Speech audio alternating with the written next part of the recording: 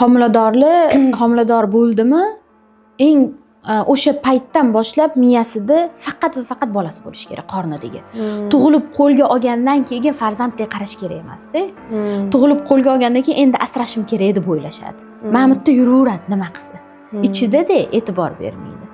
Shu homilador bo'ldimi? Bo'ldi. Shundan boshlab fikri, xayoli bolasida bo'lishi kerak. Qaynonasida emas, qaynotasida emas, turmush o'rtog'ida emas, uyi tozalashlarda emas, yo ish qilishda, ko'chani supurishda, yo bir nimalarda emas-da.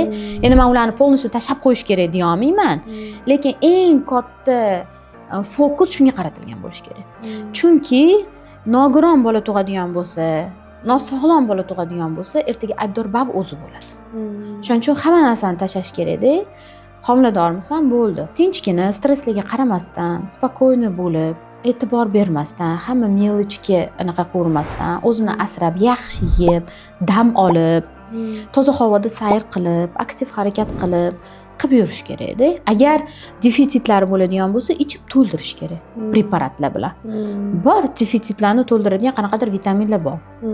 Agar defitsit bo'layotgan bo'lsa, homilador ayolda vitamin yetishmovchiligi bo'layotgan bo'lsa, ichsin.